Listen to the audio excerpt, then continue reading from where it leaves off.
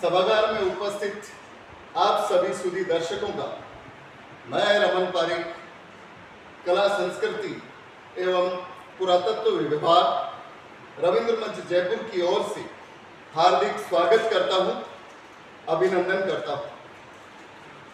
राजस्थान दिवस समारोह 2026 के अंतर्गत आज कला संस्कृति विभाग रविंद्र मंच जयपुर द्वारा आयोजित नाट्य मंचन में आज रविंद्र मंच पर सक्रिय 2 नाट्य संस्थाओं की ओर से 2 बेहतरीन नाट्य प्रस्तुतियों का आयोजन किया जाएगा। प्रथम प्रस्तुति के रूप में लेखक विनोद कुमार द्वारा लिखित एवं वरिष्ठ नाट्य रंगकर्मी नाट्य निर्देशक श्री के कोहली द्वारा निर्देशित नाटक ये लोग का मंचन किया जाएगा। इसके ठीक पश्चात दूसरी नाट्य प्रस्तुति के रूप में बेहतरीन हास्य नाट्य प्रस्तुति लेखक राजेंद्र कुमार शर्मा द्वारा लिखित एवं वरिष्ठ नाट्य निर्देशक आर्टिस्ट एसोसिएशन ऑफ राजस्थान के प्रदेश अध्यक्ष श्री हिमांशु झाकल के निर्देशन में नाटक पर्दा उठने से पहले का मंचन किया जाएगा। मेरी आप सभी दर्शकों से गुजारिश है कि कृपया अपने मोबाइल को साइलेंट या वाइब्रेट मोड पे कर लें। तो लीजिए शुरू करते हैं पहली प्रस्तुति, ये लोग।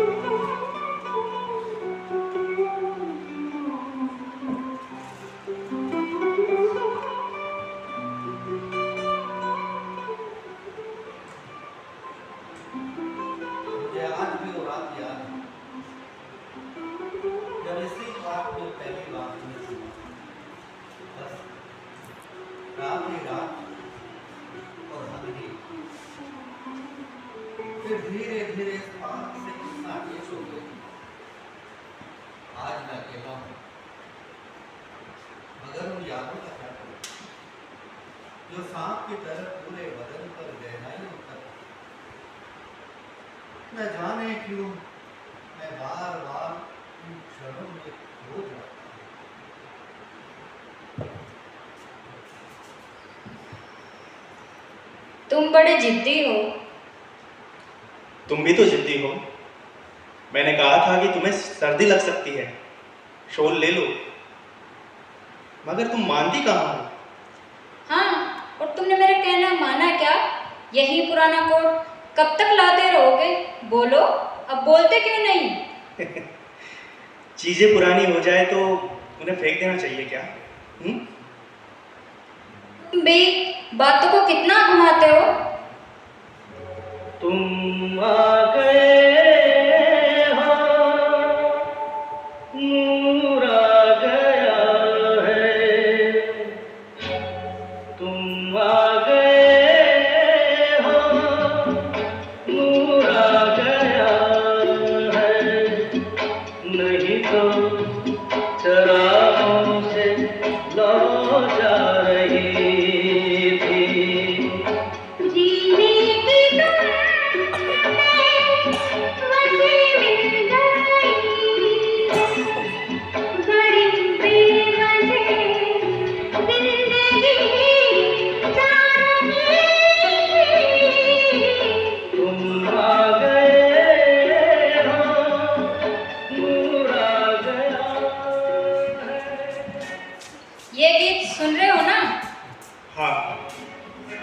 कितना प्यारा गीत है, जैसे प्रेमी पुकार रहा हो, जैसे कि मैं दुख झुकता हुआ आकाश, पेड़ों से गिरते पत्ते, चिड़ियों की सरगोशियां, उड़ते परिंदे।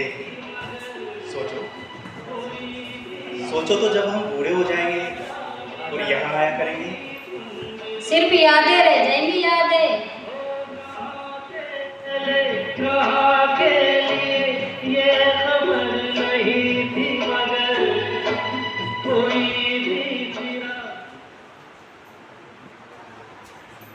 यादें अब तो बस यादें ही रह गई। आज भी इस पार्क में आता हूँ, अगर अकेले तुम मेरे साथ नहीं हो। वक्त कितना तेजी से बीत रहा है।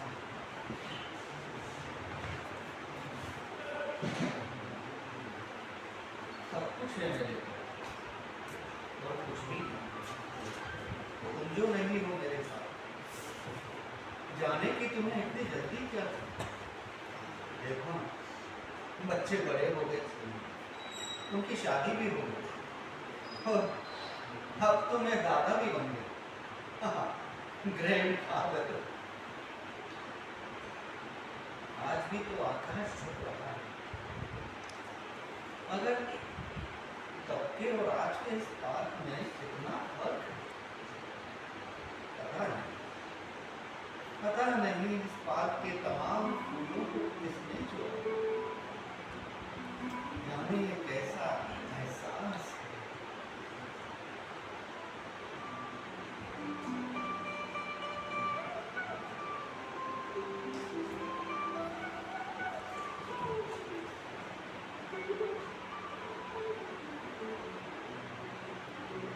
बेटे, यहाँ आओ। आओ।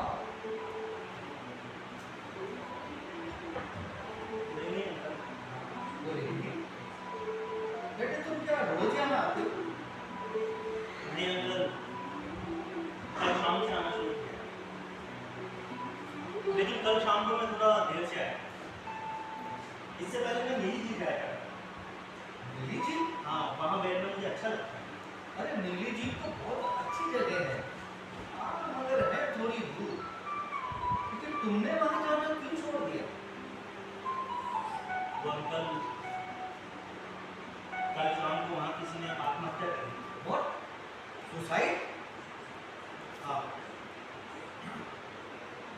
मैं बैठा था झील के किनारे पुल पर, देख रहा था लहरों का बनना मिटना। तभी अचानक मैंने देखा एक आदमी को पुल से छलांग लगाते हुए। छपाक की आवाज, तो फिर एकदम शांत हो गया, बिल्कुल यथावत। अंकल अंकल, मैं डर के मारे जोर जोर से चिल्लाने लगा, मगर अंकल वहां कोई दूसरा आदमी नहीं आया। डरकर मैं घर पर चला आया। पूरी रात फीवर रहा। ये बात मैंने अपनी मॉम डैड को भी नहीं बताया।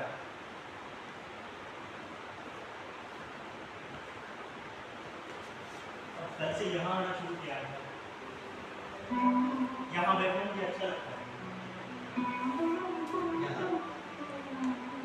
यहाँ बैठना तुम्हें बहुत अच्छा लगता है? बताओ बेटे। इस नीले आकाश को देखते रहना अच्छा लगता है। परिंदों का उड़ना, पैरों से पत्तियों का गिरना। तुम शाम को खेलते नहीं? स्पोर्ट में मेरी दिलचस्पी नहीं है। क्या नाम है तुम्हारा? दिनेश। लेकिन मॉम डैड मुझे प्यार से नीलू कहता है। इसीलिए तुम्हें नीले आकाश को देखना अच्छा लगता है। आज से मैं भी तुम्हें नीलू कहा करूंगा, ठीक है ना? लेकिन अंकल, मैं तो आपको अंकल ही कहूँगा। मगर अंकल से पहले रिटायर्ड प्रोफेसर ऑफ लिटरेचर, चेतन सक्सेना, अगर आज जो कुछ भी हो तुम्हारे लिए सिर्फ प्रोफेसर अंकल, हाँ हाँ करो। मतलब आदमी जो एक बार हो जाता है वही तो हमेशा होता है ना। हाँ बेटे, मगर आदमी को कभी ना कभी रिटायर होना पड़ता है। रिटायर अंकल, आदमी रिटायर क्यों हो जाता है? बेटे, जब आदमी बूढ़ा हो जाता है ना तो उसे रिटायर कर दिया जाता है। दफ्तर से ही नहीं, घर से भी उसका नेम प्लेट उतार दिया जाता तो क्या जब मैं बूढ़ा हो जाऊंगा तो मुझे भी लोग रिटायर कर देंगे? है। हाँ बेटे, यही नियम है, यही कायदे हैं। रिटायर होने के बाद क्या होता है अंकल? अस्वीकृत हो जाओ, काट दिए जाओ, बिल्कुल काट दिए जाओ, जिसे सिर्फ मृत्यु की ही प्रतीक्षा करनी है। अब मुझे ही देखो, बिल्कुल काट दिया गया। इस जाने पहचाने शहर में भी बिल्कुल अकेला, अजनबी। अकेला तो मैं भी हूं अंकल। क्या तुम भी अकेले हो? मगर कैसे? तुम्हारे मम्मी डैडी, तुम्हारे दोस्त वगैरह और तुम्हारे घर के अन्य सदस्य सभी के होते हुए भी बिल्कुल अकेले हो। तुम्हारे मम्मी डैडी क्या करते हैं? डैड एक बहुत बड़ी फर्म में बिजनेस एग्जीक्यूटिव है। मॉम अलग से एडवर्टाइजिंग कंसर्न चलाती है। दोनों बहुत बिजी। मैं जब सुबह घर से स्कूल जाता हूँ तो दोनों सोए हुए होते हैं। वो जब स्कूल से वापस घर आता हूँ तब भी वो दोनों बहुत बिजी होते हैं। कभी कॉन्फ्रेंस में, कभी मीटिंग में, किसी नाइट क्लब या पार्टी में। मुझे मेरे गवर्नेंस अंकल जोजफ पार्क है, वही मेरी हर जरूरत का कारण है। अच्छा, मम्मी डैडी से कभी मुलाकात नहीं होती? होती है अंकल, मगर अच्छे से मुलाकात होती है सिर्फ संडे को। आपको पता है अंकल, संडे को हम आउटिंग के लिए निकल जाते हैं। कभी कभी मॉम डैड के फ्रेंड्स और उनके बच्चे भी आ जाते हैं। फिर खूब सारी पिकनिक, खूब सारा म्यूजिक और खूब सारा खाना पीना। तब तो बहुत मजा आता होगा, है ना? मजा। हाँ? ओ नो अंकल, ये सब बहुत ही बनावटी सा लगता है, एकदम नकली, आर्टिफिशियल। उन सबके होते हुए भी मैं अपने आप को अकेला सा पाता हूँ। कभी कभार अकेला जंगल में चला जाता हूँ, तो कभी कभी कोई गिलहरी या फिर खरगोश दिख जाता है तो बस उसे देखता रहता है।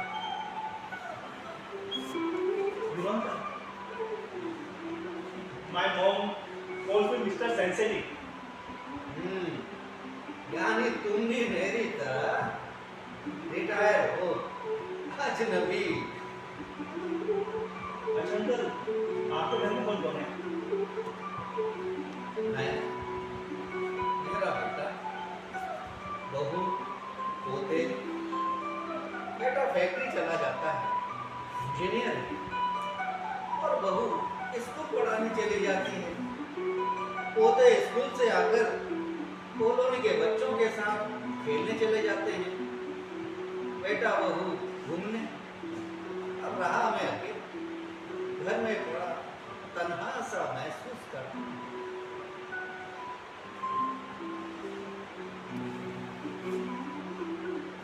जब हमारी आंटी थी ना तो मन लग जाता है। अब तो घर की चार दीवारी खाने को रोकती है। अब तो दिन काटे नहीं करता। सब इतने व्यस्त हैं और मैं बिल्कुल खाली। इस खालीपन को भरना बड़ा मुश्किल हो जाता है। न्यूज़पेपर्स, मैगजीन्स पढ़ता हूँ, टीवी देखता हूँ, दुनिया में कितना कुछ हो रहा है, कितना एक्शन, और मैं बिल्कुल खाली। मैं तो बस एक खाली कैनवास की तरह हूँ। कितना कट गया हूँ सब चीजों से। अब तो बस दिन भर एक ही इंतजार, शाम का। शाम को यहाँ इस पार्क में बैठना अच्छा लगता है। आपको इस पार्क में बैठना क्यों अच्छा लगता है? डूबते सूरज को देखना, इस नीले और रहस्यमय आकाश को लगातार देखते जाना अपनी यादों को ताजा करता, जैसे मैं सारे रहस्य जी लेना चाहता हूँ। रहस्य? You mean mystery? हाँ बेटे, मिस्ट्री, मगर ये एक आध्यात्मिक रहस्य है, एक लंबी यात्रा, और उसके बाद बचपन, जवानी, बुढ़ापा, और फिर अनंत यात्रा। तो क्या बुढ़ापे के बाद सभी को अनंत यात्रा पर? बस बेटे बस, तुम और न जानो तो अच्छा है। मगर मैं इतना भावुक क्यों हो रहा? बेटे तुम दोस्त क्यों नहीं बना? दोस्त बनाओ बेटे, दोस्त बनाओ। अंकल, मॉम डैड कहते हैं कि अपने स्टेटस के लोगों से दोस्ती करो, उन लोगों से नहीं जो अपने स्टेटस के नहीं। ये सब बहुत कुछ अजीब सा लगता है अंकल।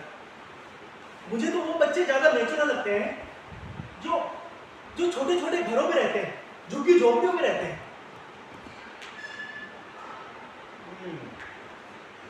एक बात बताओ बेटे, तुम तो इंग्लिश स्कूल में पढ़ते हो ना? हाँ, क्यों?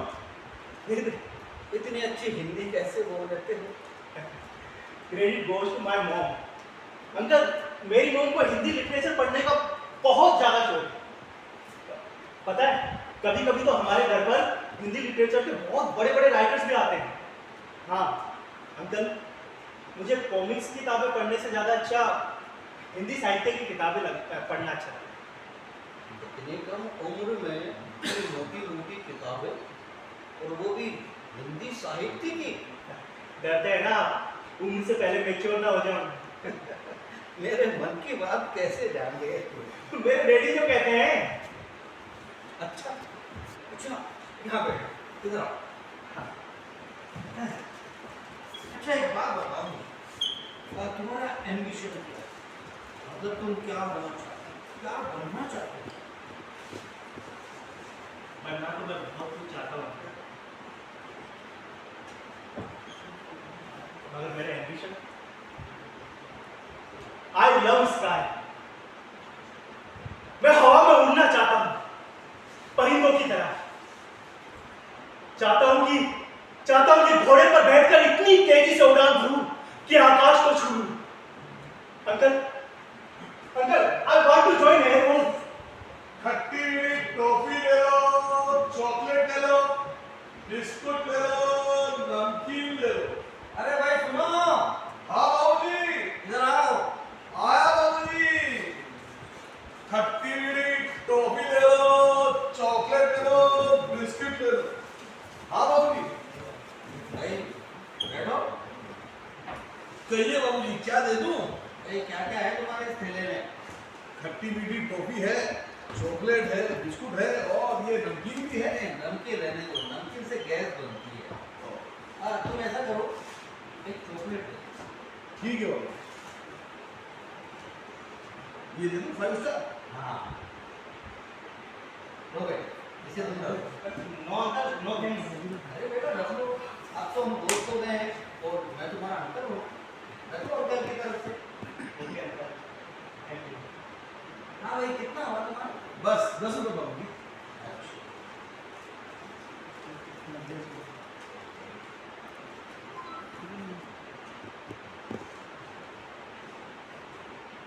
ये लो। धन्यवाद। अब मुझे एक बात बताओ भाई, ये पार्क तो उजाड़ सा है, सुनसान सिर्फ मेरे जैसे बूढ़े टाइम पास करने के लिए यहाँ आते हैं।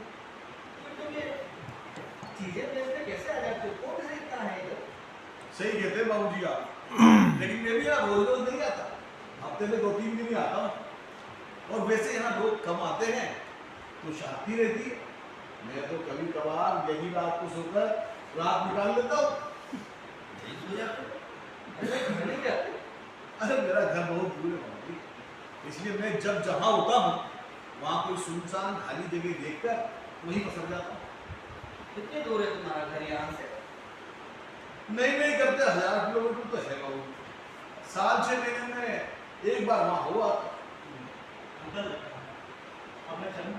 हाँ हाँ बेटे, अब तो हम दोस्त बन गए हैं। कल जरूर आना, हाँ श्योर मैं तुम्हारा इंतजार करूँ। Sure uncle.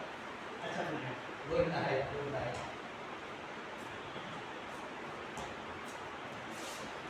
हाँ तो भाई, मैं तुमसे पूछ रहा था कि तुम 1000 किलोमीटर दूर रहते हो, तो इतनी दूर से यहाँ ये ठेले में छोटी मोटी चीजें बेचने चले हैं? अरे बाबूजी ऐसी बात नहीं है, मेरी कहानी बहुत लंबी और अजीब है। अजीब कहानी? तो भाई सुनाओ हमें भी अपनी कहानी। बाबूजी आप मेरी कहानी सुनेंगे? हाँ हाँ जरूर। तो पहले एक सिगरेट पिलाओ।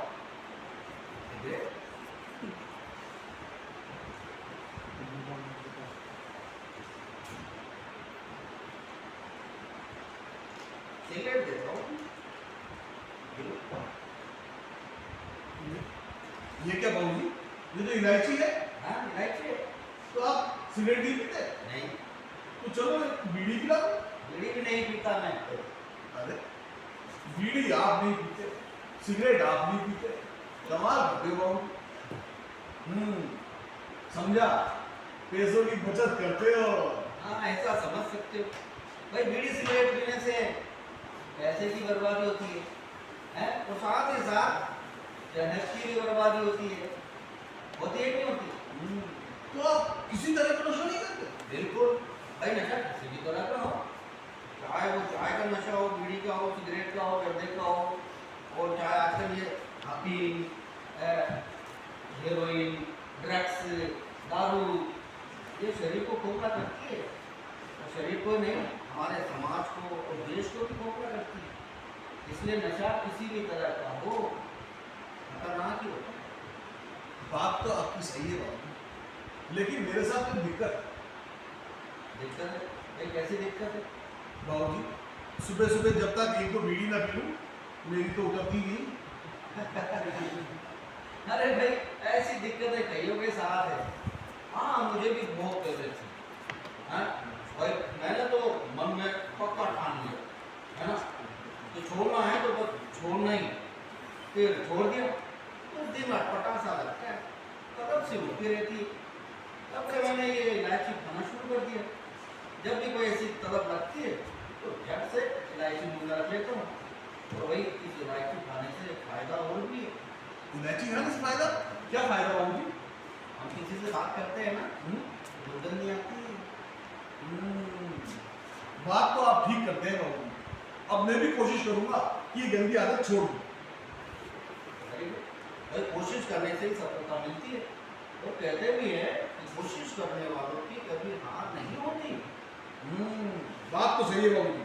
आज मैं लो अपने आप की गांठ बांध लेता हूँ कि ये गंदी आदत छोड़नी है तो छोड़नी ही है। यह है ना मर्दों वाले का। अब सुनाओ मुझे अपनी कहानी। सुनाता हूँ बाबूजी, सुनाता हूँ। अब ये तो मैं आपको बता ही चुका कि मेरा गांव यहाँ से बहुत दूर है। हाँ जात से मैं चमार हूँ। महात्मा जी ने मुझे नया नाम दिया हरिजन, और हम हरिजन हो गए। वक्त बीता और हम दलित कहलाने लगे। गांव में मैं खेती हर मजदूर था। अब आप तो जानते हैं बाबू, गांव खेड़ों में खेत जमीन ये सब ऊंची जात वालों के पास ही होते, तो हम उनके यही काम किया करते थे। बदले में खेती के बदले हमें अनाज मिल जाता था। मालिक खुश हो जाए तो कभी कभी कपड़ा लगता और कभी कभी पैसा भी मिल जाता था। अच्छा फिर? दिन बड़ी मुश्किल से बीत रहे थे बाबूजी। अनाज कम मिलता था, पूरे परिवार के लिए पूरा नहीं पड़ता। मेरे परिवार में मेरा बूढ़ा अपाहिज बाप, मेरी बूढ़ी माँ, मेरी औरत, 2 बच्चे और एक विधवा बहन, इतने सारे खाने वाले थे हम, और कमाने वाले सिर्फ 3, मैं, मेरी औरत और मेरी विधवा बहन। कभी कभी तो फाका कशी करनी पड़ती थी बाबू। फिर हमारे बुरे दिन शुरू हो गए। बुरे दिन? भाई वो कैसे? उस साल गांव में बहुत भयानक सूखा पड़ा बाबू जी। बारिश के नाम पर आसमान से एक बूंद पानी भी नहीं पड़ता। लोग भूख प्यास से तड़पने लगे, यहां तक कि पानी की तलाश में दूर दूर तक जाने लगे। इस बीच मेरी बूढ़ी मां चल बसी। अभी उसकी चिता की नाक ठंडी भी नहीं हुई थी कि मेरा पूरा भाई बाप भी चल बसा। मैं जहां खेती करता था, जिस मालिक के यहाँ काम करता था, उस मालिक ने अनाज देना बंद कर दिया। महाजन से कर्जा लेकर जैसे तैसे दिन गुजारना था। अब कर्जा बढ़ता गया तो उस महाजन ने मेरी विधवा बहन को नकेल बना लिया बाबूजी। मेरी विधवा बहन को नकेल बना लिया। एक बात कहूं, जिस आदमी के पास पैसा नहीं होता, उसकी बहन, बेटी और औरत की कोई इज्जत नहीं होती।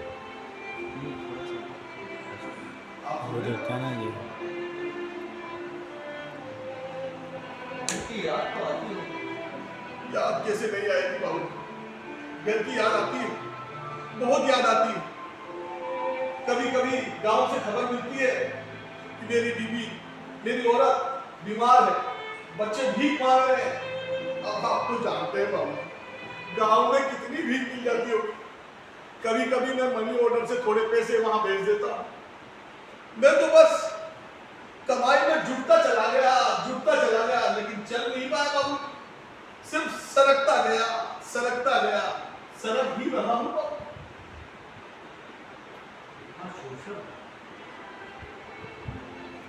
कसूर हमारी सामंतवादी सोच का, व्यवस्था का है। कहने को हम सिर्फ समाजवादी और न जाने क्या, इतना सब कुछ पाशी। अखबारों में पढ़ता हूँ कभी कभार ऐसी घटना, मगर ये दूर से जानी हुई चीज है। आज तुम्हें देखकर लगा जैसे मैं इन घटनाओं का मूल गवाह हूं।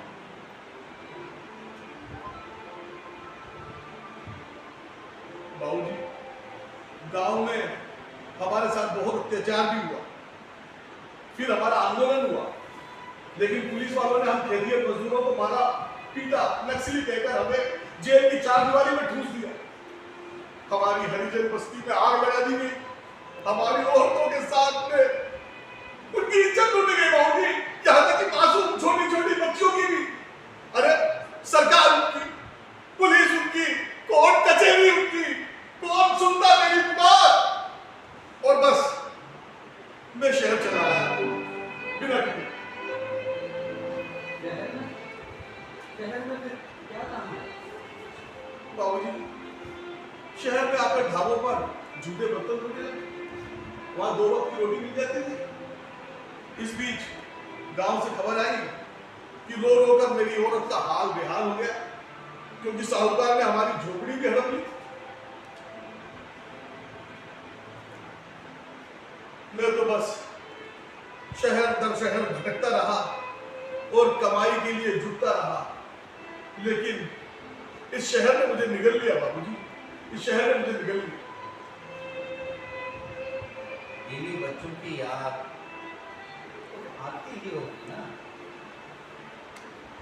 आती है बाबूजी, आती है, लेकिन मैं क्या करूं? मेरे पास इसके अलावा कोई चारा भी तो नहीं है कि मैं इंतजार करता रहूं कि कुछ पैसे जोड़ूं और अपने गांव जाऊं।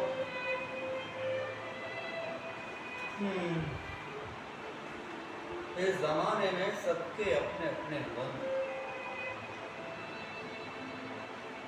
तुम्हें देखकर लगा तुम्हारी पीड़ा के सामने तो मेरा गम कुछ भी नहीं, और आदमी जूझने को इतना विवश। चलता हूँ, तुम आराम करो। नमस्कार बाबू। नमस्कार।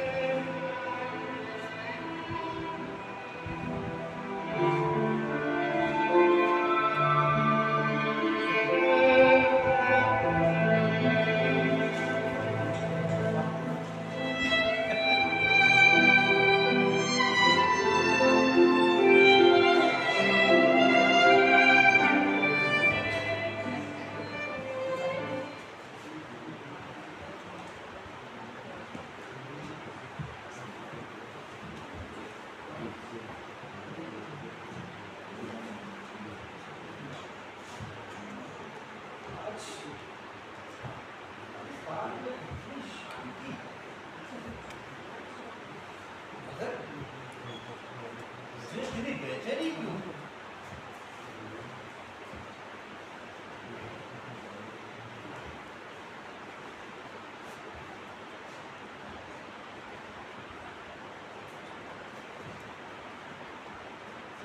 Good evening uncle. अरे नीलू, आओ आओ आओ, बैठो बैठो, आओ। अरे तुम्हारा ही इंतजार कर रहा था, मगर आने में तुमने आप बहुत लेट कर दिया। वो अंकल स्कूल में एक साइंस एग्जीबिशन, उसे देखने में देरी हुई। एक बार फिर भी यहाँ आ गया। यहाँ आए बगैर मन भी तो नहीं लगता। पहले वो नीली झील और अब ये पार्क। बात बता बेटे, इस पार्क से ऐसा टेस्ट क्यों है? पता नहीं अंकल, क्यों कोई किसी से इतना अटैच हो जाता है।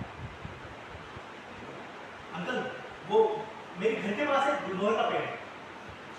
सुबह उठने पर और रात में सोने से पहले उसे देख लेना अच्छा है। जिस मोड़ से मैं स्कूल के लिए जाता हूँ, वहाँ एक बूट पॉलिश वाला लड़का होता है। उसे देखकर मुस्कुराना अच्छा लगता है। अगर बेटे तुम तो कार से स्कूल जाते हो, और कार तो सड़क को फुल से पार कर जाती है, फिर तुमने उसे कैसे देख लिया, कैसे जान लिया? अंकल, एक बार उसी मोड़ पर मेरी गाड़ी खराब हुई थी। तो आपको पता है, उसी बूट पॉलिश वाले लड़के ने मेरे ड्राइवर के साथ मिलकर मेरी गाड़ी को धक्का देकर गैराज तक पहुंचाया। अंकल, इससे पहले मैं उस लड़के को बहुत ही डर्टी लड़का समझता था, लेकिन फिर मैंने उस लड़के के जैसे गंदे लिबास पहने हुए हम उन लड़कों को गैराज में काम करते हुए देखा। मेरी सोच बिल्कुल बदल गई। कितने इनोसेंट लग रहे थे वो सब, बिल्कुल जंगल के फूल की तरह। अंकल, जिस दिन मेरी कार खराब हुई थी, उस दिन मेरा क्लास में बिल्कुल मन नहीं लगा। मैं सोचता रहा, बस सोचता ही रहा। क्या सोचते रहे? उन लड़कों के बारे में, लड़की बच्चों के बारे में? सोचता रहा कि मैं इतने अच्छे और सुंदर कपड़े पहनकर स्कूल जाता हूँ, इतने अच्छे और सभ्य समाज में रहता हूँ, जहाँ अच्छी और ऊंची बातें सिखाई जाती हैं। मगर गालियां बकते ये बच्चे ये स्कूल क्यों नहीं जाते अंकल? ये गैराज में काम क्यों करते हैं? ये बूट पॉलिश क्यों करते हैं? होटलों की गंदी प्लेटें क्यों साफ करते हैं अंकल? यही सामाजिक यथार्थ है। आज भी समाज में गहरी खाई है, अगर तुम ये जानकर करोगे भी क्या? लेकिन अंकल, ये शिक्षा सिर्फ मुझे ही नसीब क्यों है? ये सारी सुविधाएं सिर्फ मुझे ही क्यों? I have this complex uncle. इस गिल्ट कॉम्प्लेक्स को निकाल फेंको। ये समाज है ना, ये तुमने नहीं बनाया। हाँ, कोशिश करना जब कभी किसी ऊंचे पद पर बैठ जाओ तो इस खाई को पाटने की कोशिश करना। ये अमीरी और गरीबी की जो दूरी है ना, इसको कम कर सकते। हाँ पता है, उसके बाद मैंने उस भूत पुलिस वाले लड़के से दोस्ती कर ली। मेरी स्कूल के सारे दोस्त मुझे टीज करते थे, मेरे ड्राइवर मना करता, लेकिन मैं जब तब कैसे ना कैसे उस भूत पुलिस वाले लड़के से मिल लेता। बड़े लोगों के खिलाफ उसके गुस्से को मैं झेलता, मुझे अच्छा लगता उससे मिलकर। अंकल, अंकल सब कुछ है मेरे पास, अच्छे कपड़े, अच्छे मॉम डैड, लेकिन पता नहीं क्यों मन में उदासी सी छाई रहती। अंकल मैं जान लेना चाहता हूं सब कुछ, आकाश से लेकर पाताल तक सब कुछ। यानी तुम सत्य को जान लेना चाहते हो। तुम मेरे गौतम हो Neelu, you are my Gautam. Gautam? हाँ बेटे, गौतम। गौतम की कहानी जानते हो? Do you know the story of Gautam? हाँ जानता हूँ अंकल, लेकिन आपसे सुनना चाहता हूँ, सुनाओ। सुनो बेटे, गौतम एक बहुत ही बड़े राजा का लड़का, सुंदर, कोमल, बड़े ही लाड प्यार में पला। उसे सिर्फ बताया जाता जीवन सुंदर है, आनंद और सुख ही उसे अनुभव करने दिए जाते, मगर फिर भी उसने देख लिया बूढ़े को, बीमार को, मृत्यु को, और ये जानने के लिए निकल पड़ा ऐसा क्यों है, सत्य क्या है, और वो अपनी यात्रा पर निकल पड़ा। उसने तपस्या की, ध्यानस्थ हुआ, गहराई में उतरा, उस साधक को ज्ञान का प्रकाश मिला, बुद्धत्व की प्राप्ति हुई, और तभी से वो बुद्ध कहलाने लगा। अंकल? हाँ बेटे हाँ, तुम भी सारे रहस्य जान लेना चाहते हो। कितने सारे प्रश्न हैं तुम्हारे अंदर, तुम भी सत्य जान लेना चाहते हो, मगर बेटे तो बहुत मुश्किल है। इतने गहरे कभी मत जाना,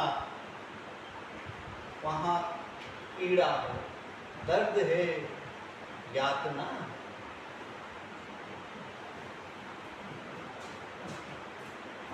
जो जब तक आप यहाँ, अरे नीलू बाबा, हम तुमको चोर तरफ खोजता फिरता, और तुम यहाँ, और वो भी घर से इतना दूर, और इस सुनसान पार्क में।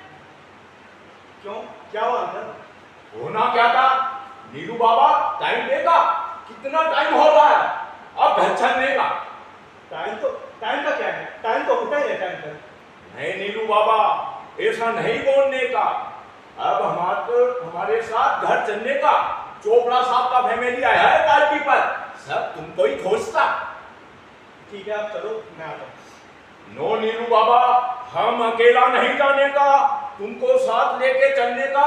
साहब ने हमको ऐसा बोला। अंकल आप चलो ना, मैं बस थोड़ी देर में आता हूँ। नो, हम साहब को क्या जवाब देगा? तुमको हमारे साथ अभी चलने का। बेटे जिद नहीं कर, चले भी जाओ। See you tomorrow. Okay uncle, good night. Good night. और नीलू बाबा,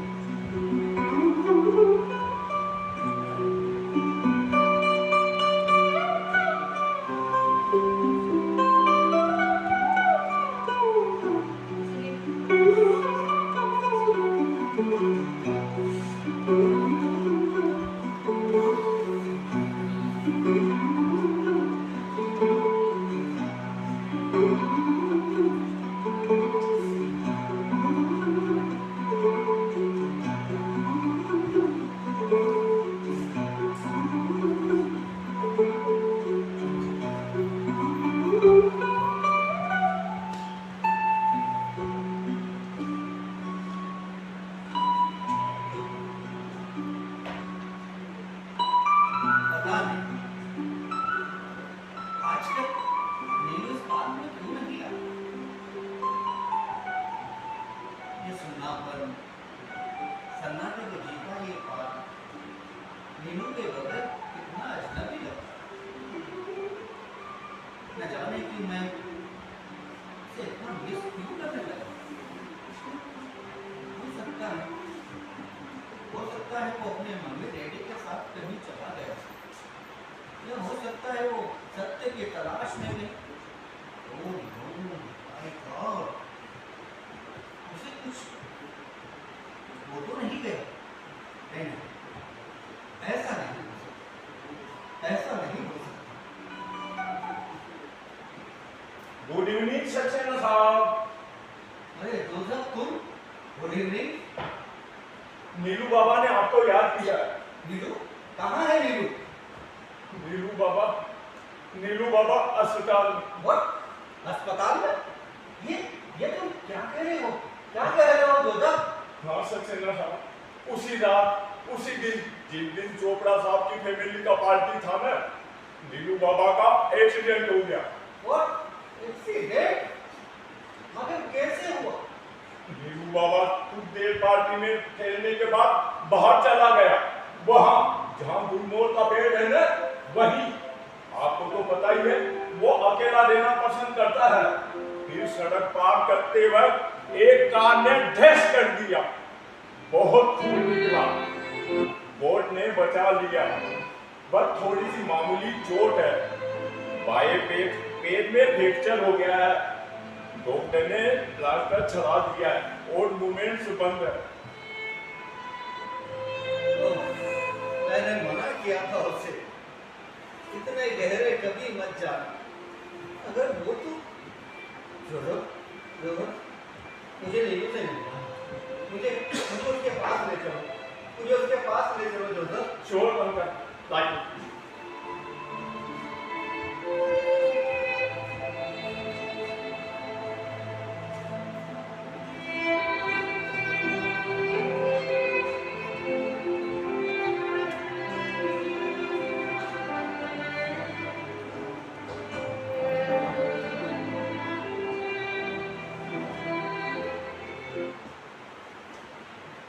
थैंक गॉड, नीलू जिंदा है, होश में है।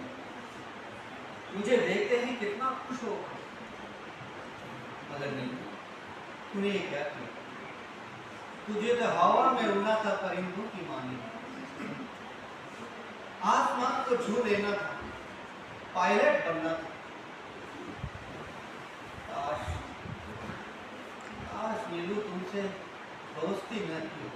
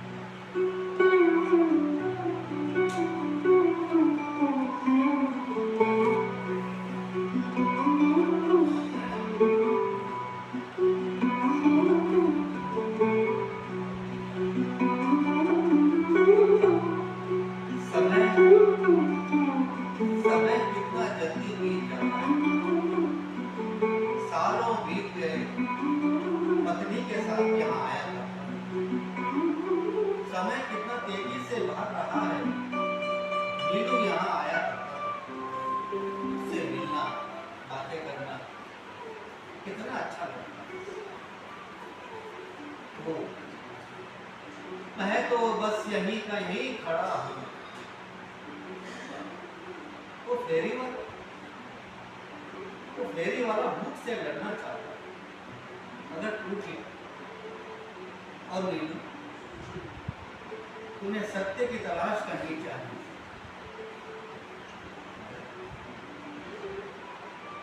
अगर मैं इतना बेचैन क्यों हो रहा हूँ? इतनी बेचैनी क्यों हो रही है?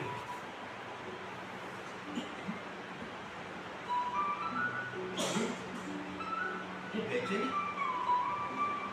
बेचैनी क्यों हो रही है मुझे? अंकल, अरे नीलू, अरे तुम तो एकदम ठीक हो गया। हाँ अंकल। हाँ?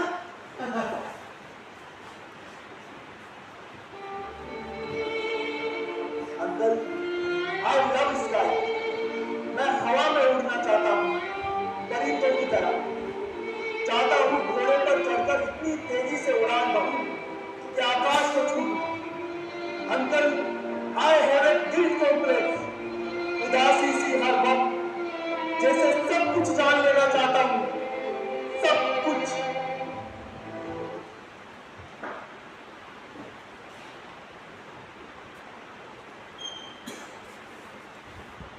क्या हुआ अंकल? आप इतने खामोश क्यों हैं? शायद आप डर गए ना। हाँ, शायद मैं डर गया था तुम्हें इतनी गहराई में डूबते देखकर, और फिर उस हादसे ने मुझे हिला के रख दिया। अगर तू मेरे पास हो, मैं सहज महसूस कर रहा हूँ। हालांकि सहज होना बहुत ही मुश्किल है नीलू, बहुत ही मुश्किल। हाँ अंकल, बहुत ही मुश्किल। बिस्तर पर पड़े पड़े आक्रोश और करुणा को एक साथ जीता। जैसे किसी ऊंचे पहाड़ को चढ़ता हुआ मैं। सच नीलू, तुम ही मेरे बोधिसत्व हो नीलू, तुम ही मेरे बोधिसत्व हो।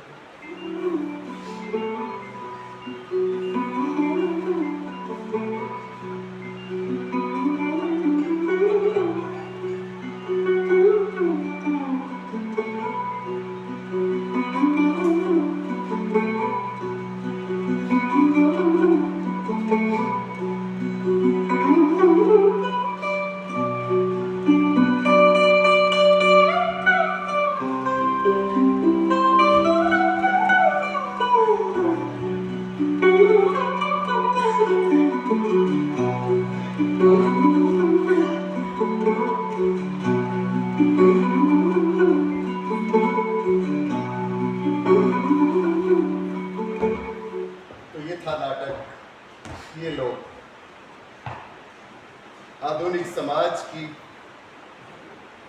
इस व्यवस्था को यथार्थ रूप में हमारे सामने प्रस्तुत करने के लिए हम अनुपम रंग थिएटर सोसाइटी के सभी कलाकारों का, कला संस्कृति विभाग और रविंद्र मंच के समस्त स्टाफ का हार्दिक आभार, हार्दिक अभिनंदन करते हैं।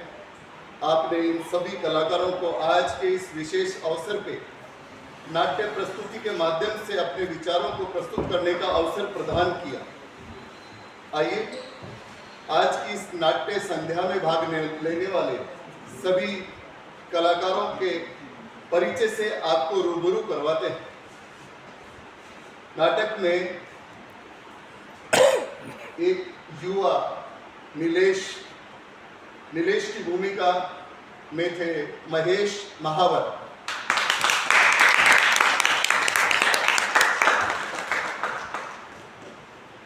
फेरी वाले की भूमिका में थे जॉर्ज ग्रोवर।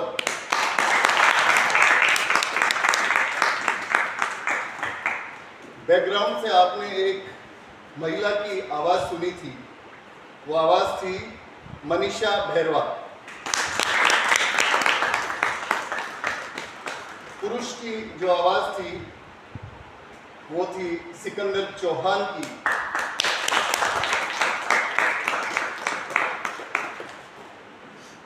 और इस पूरी नाट्य प्रस्तुति को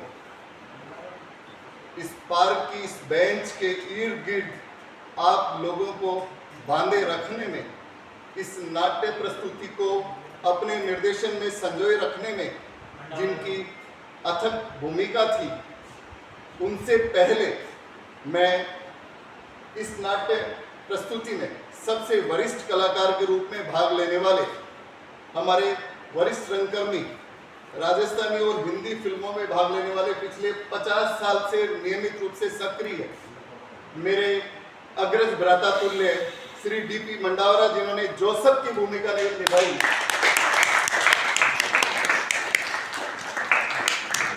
एक जमाना था जब मेरा बचपन था, तब महाभारत और शक्तिमान सीरियल में मुकेश खन्ना को देख के हम उन्हीं के प्रतिरूप के रूप में इन्हें शक्तिमान कहकर के बुलाया करते थे। मैं चाहता हूं कि जोरदार तालियों से इनका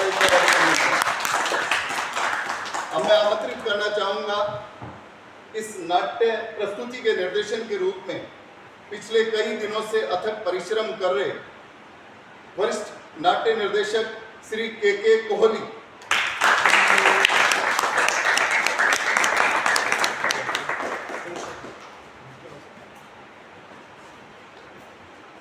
इससे पहले कि नाट्य निर्देशक कोहली साहब आपको कुछ कहें, मैं पुनः आभार प्रकट करूंगा रविंद्र मंच के समस्त स्टाफ का कि आपने इस नाट्य प्रस्तुति में और इसके ठीक 5 मिनट के अंतराल में एक और बेहतरीन हास्य नाट्य प्रस्तुति जो होने जा रही है, उन सभी में सहयोग करने के लिए मैं रविंद्र मंच एवं कला संस्कृति विभाग के समस्त स्टाफ को, अधिकारी गणों को हार्दिक अभिनंदन करता हूँ, आभार प्रकट करता हूँ। और इसी के साथ अपनी वाणी को विराम देते हुए मैं नाट्य निर्देशक से अनुरोध करूंगा कि आप संक्षेप में अपने विचार प्रकट करें। विचार प्रकट करने से पहले अभी हमारे जो ये लाइटों का खेल आप देख रहे थे, इसकी लाइट डिजाइन और संचालन किया मिस्टर शहजोर अली।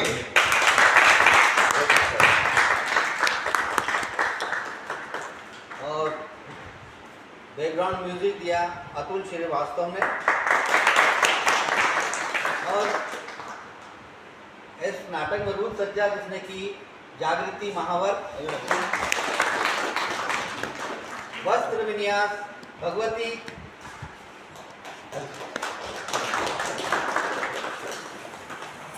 और जहाँ तक मैं समझता हूँ ज़्यादा समय आपका नहीं लेंगे क्योंकि अभी दूसरी प्रस्तुति होने वाली है।